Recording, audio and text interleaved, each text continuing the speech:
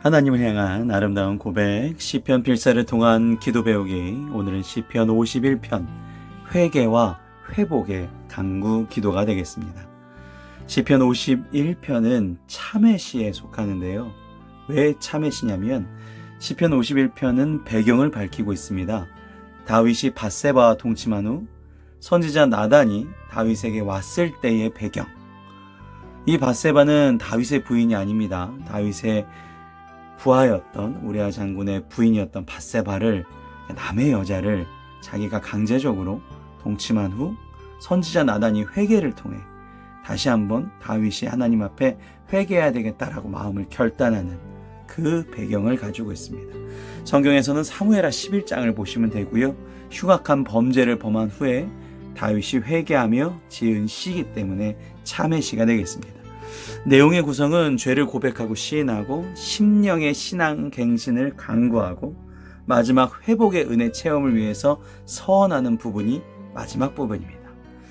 그러면 시편 51편 회개와 회복의 간구기도 시작하시도록 하겠습니다.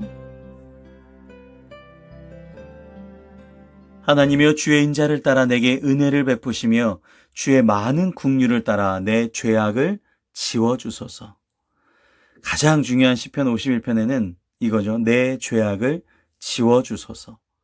무엇을 근거로?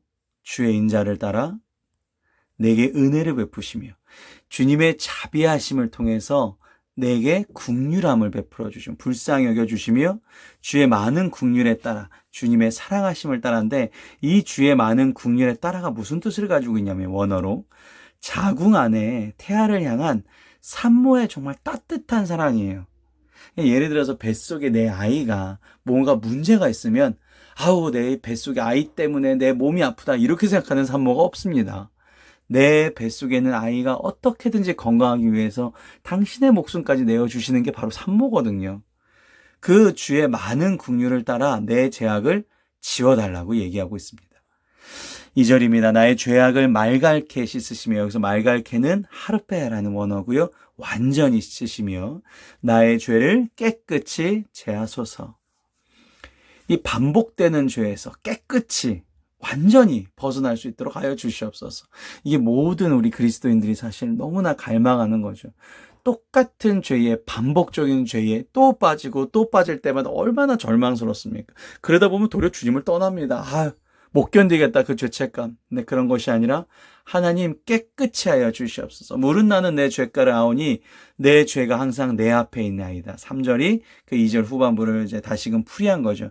내가 인생을 살아갈 때마다 죄의 유혹이, 하필 내가 가장 약한 부분, 그 죄의 유혹이 내 자신의 앞에 있구나. 내가 주께만 범죄하여 주의 목전에 악을 행하였으니 주께서 말씀하실 때에 의로우시다 하고 주께서 심판하실 때에 순전하시다 하리이다. 자, 51편 4절만 보면 뭐야, 그러면 하나님한테만 잘못했고 우리아 장군이나 밧세바한테는 잘못한 게 아닌가? 라고 생각하시면 안 되는 거죠. 그 반대입니다. 이게 왜 그리스도인들이 그런 게 신앙이 굉장히 중요한 것 중에 밀양이라는 영화가 있었어요. 예전에 전도연 씨, 송강호 배우께서 열연을 하신 밀양이라는, 맞을까요? 제목이 밀양인가? 이창동 감독님이 굉장히 큰 영화제에서도 수상을 한 영화인데, 거기 보면 분명히 나오거든요. 하나님한테만 죄를 뉘우치고 그 사람한테는 죄를 고백하지 않는다라는 그런 어떤 신앙적인 문제점을 지적했는데, 시편 51편 4절에 보시면 분명히 나와 있는 얘기입니다. 주께만 범죄하여 주의 목전에 악을 행하였으니까, 이 뜻이 결국 무슨 얘기냐면 다윗은 왕입니다. 그러니까 실질적으로 밧세바를 취하여도 누가 뭐라 그럴 사람이 없어요. 우리아 장군도 다윗이 직접 죽인 게 아니라 전쟁터에 내보내서 죽게 한 거기 때문에 어떻게 보면 완벽한 범죄로 보일 수도 있고요. 왕이기 때문에 이 모든 걸 덮을 수가 있습니다. 그럼에도 사람에게 죄를 범한 것이 근본적으로 사람을 만드시고 이웃에 대한 사랑을 명하신 하나님을 향한 범죄라는 것이죠. 이거 꼭 기억하셔야 됩니다. 하나님한테만 잘해야 되는 거 아니라는 것이죠. 하나님은 무조건 나를 사랑하듯 이웃을 사랑하라 했죠. 그 이웃도 누가 창조하셨냐? 하나님이 창조하셨다는 거죠. 그 이웃이 아주 그냥 정말, 이런 단어 좀 그렇지만 개차반이에요. 정말 아주 그냥 근데 그 이웃도 하나님이 창조하시고 어떠한 사회적인 여러 가지 상처로 인해서 그렇게 된 사람이거든요. 그러면 우린 그리스도인들은 그 사람들을 받아들이는 것. 너무나 어렵고 너무나 대단한 일이지만 하야만 하는 사명이라는 것이죠. 그러니까 우리는 하나님한테만 죄를 구하는 것뿐만 아니라 그 사람한테도 굉장히 극진히 잘 우리가 섬겨야 되는 거죠. 그리스도인들은 사람을 섬기라고 표현을 하지 않습니까? 5절입니다. 내가 죄악 중에서 출생하였으며 어머니가 죄 중에서 나를 잉태하였나이다.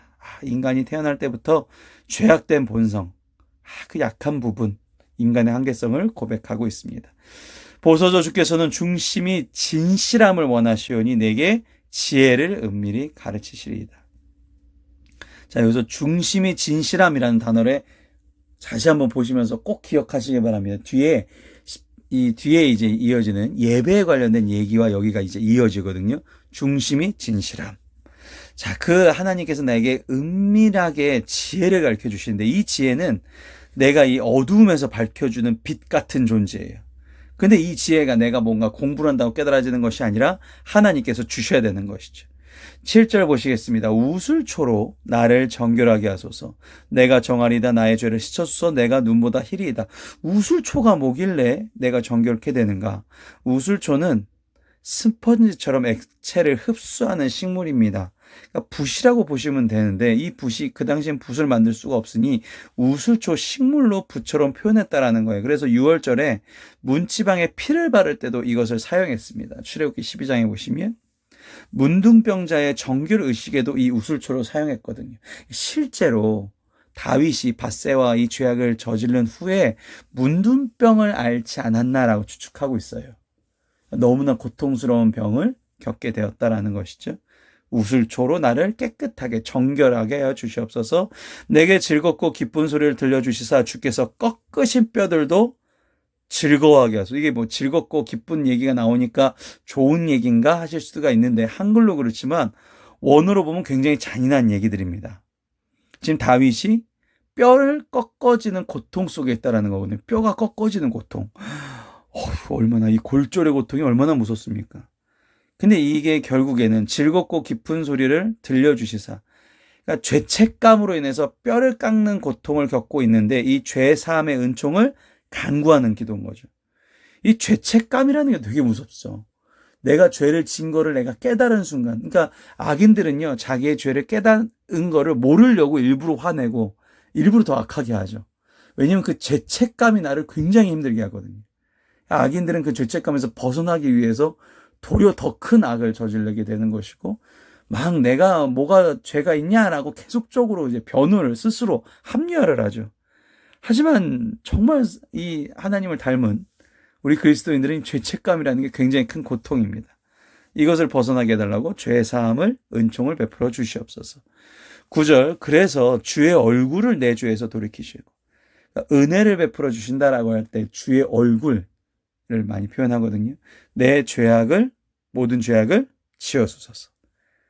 자, 1절에 나왔던 부분이 9절 다시 나오면서 1절부터 9절이 한 단락으로 보면 되겠구나. 결국 다윗이 내 모든 죄악을 지워달라고 간구하고 있구나.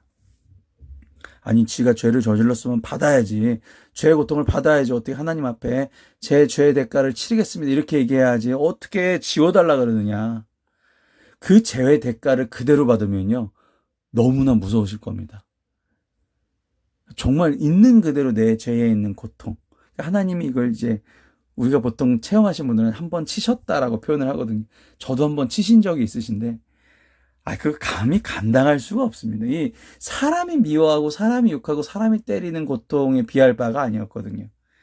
죄의 그 대가가 너무나 고통스럽기 때문에 우리는 하나님의 긍휼하심에 의탁해서 주의 얼굴을 항상 저와 함께 하게 해줘요. 다시 말해서 용서해 주세요라고 기도할 수밖에 없다라는 것입니다.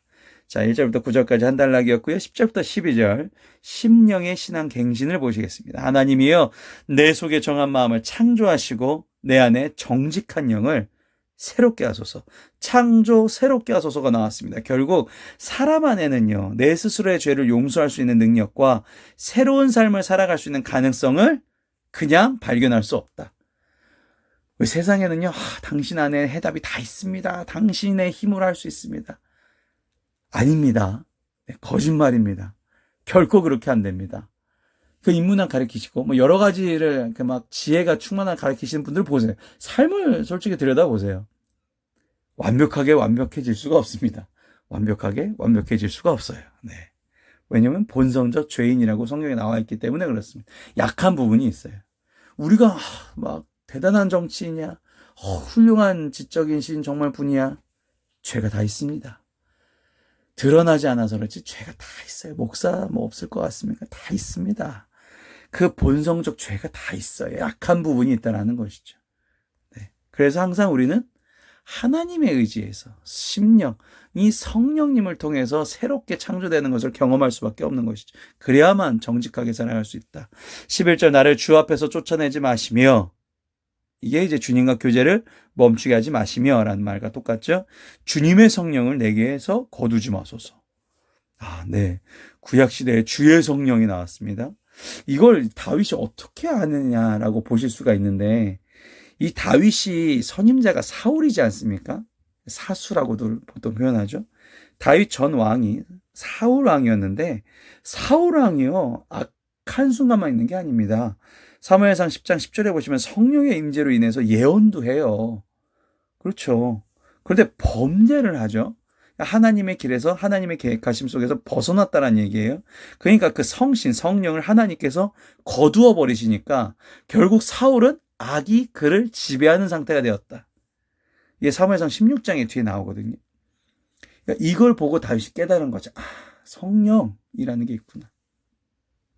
있었다가 사라지기도 하고 다시금 나에게 다시금 와주시옵소서. 12절 주의 구원의 즐거움을 내게 회복시켜 주시고 자원하는 심령을 주사 나를 붙드소서. 12절을 한 번 더 읽으시기 바랍니다. 주의 구원의 즐거움을 내게 회복시켜 주시고, 그러니까 나를 이 세상에서 하나님의 성품을 닮은, 하나님의 형상을 닮은 사람으로 다시금 돌아가게 해주시고, 자원하는 심령, 성령님이 나와 항상 함께하여 주시사 나를 붙들어 주세요. 그겁니다. 그러니까 나는 내 스스로 내 안에 새로운 것을 창조할 수 없는데 성령님께서 함께 하시면 하나님의 성품을, 하나님의 형상을 회복할 수 있구나. 12절에 그래서 너무나 귀한 말씀입니다. 자, 13절부터 19절 마지막이죠. 회복의 은혜 체험을 위한 서원이 되겠습니다. 그리하면 내가 범죄자에게 주를 도를 가르치니 죄인들이 주께 돌아오리다. 서원이라 그랬죠. 하나님 나를 죄악을 용서해 주시면 전도하겠습니다. 하나님이여 나의 구원의 하나님이여 피 흘린 죄, 그러니까 살인죄에서 나를 건지셔서 내 혀가 주의 의를 높이 노래하리이다. 그래서 다윗이 찬양의 왕입니다. 주여 내 입술을 열어 주소서. 내 입이 주를 찬송하며 전파하리이다. 주께서는 제사를 기뻐하지 아니하시나니 그렇지 아니하면 내가 드렸을 것이라. 주는 범죄를 기뻐하지 아니하시나이다. 예배는 합류할 수 있는 도구가 아닙니다라는 것을 한 번 더 고백하는 거죠. 그러니까 범죄했어요. 제사 드렸다고 모든 게 회복됩니까? 아니라는 거죠. 예배 형식이 중요한 게 아니라 그럼 뭐가 중요하냐? 17절에 하나님께서 구하시는 제사는 상한 심령이라. 하나님이여 상하고 통회하는 마음을 주께서 멸시하지 아니하시리라. 자, 제가 예배 시간에 찬양 감사 다음에 뭐가 필요하다 그랬죠? 기도할 때, 간구 기도할 때 찬양, 감사, 잠깐 교회라 그랬죠. 고백, 회개. 이게 상한 심령입니다. 고백, 회개는요, 내 있는 그대로 하나님 앞에 그냥 나를 내어놓아 버리는 거예요. 내 모든 죄. 그럼 상한 심령이에요. 마음이 깨지거든요. 내가 얼마나 정말 쓰레기 같은 존재인지, 내가 얼마나 진짜 목사라고 권사라고 했는데 욕하고 입에 막 남을 욕하는 말 막 계속 나오고, 야, 내가 정말 이렇게, 그게 고백되어지는 거예요. 그러면서 회개 다시금 돌아가는 겁니다. 뭘 의지해서? 하나님의 긍휼하심과 자비하심에 의지해서. 주의 은택으로 시온에서 선을 행하시고 예루살렘 성을 쌓아서, 다시 말해서 우리의 무너진 신앙 공동체를 다시금 신앙을 세워주셔서 마지막 그때에 주께서 의로운 제사와 번제와 온전한 번제, 이거 다 똑같은 얘기입니다. 똑같은 예배예요. 예배 형식이 다른 거 아닙니다. 예배 형식이 중요한 게 아니라 이 의롭고 온전히 나를 드리고 완벽한 이 예배는 결국 상한 심령, 이 감사와 찬양과 고백, 회개가 이루어지는 그 순간 속에서 정말 그때에 그들이 수소를, 정말 귀한 나의 희생, 이 정말 나의 귀한 것들을 하나님 앞에 드려질 때 하나님께서 연락 받으신다라는 것입니다.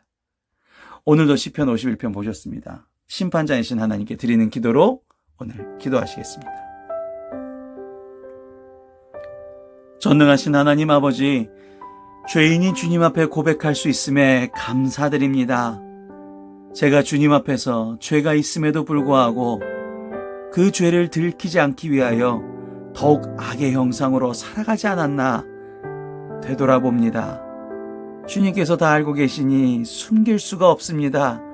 제가 얼마나 교만한지, 이기적인지, 주님을 필요할 때가 생각하는, 주님을 필요할 때만 생각하는 순종적이지 못한 저를 주님 앞에 내어놓습니다.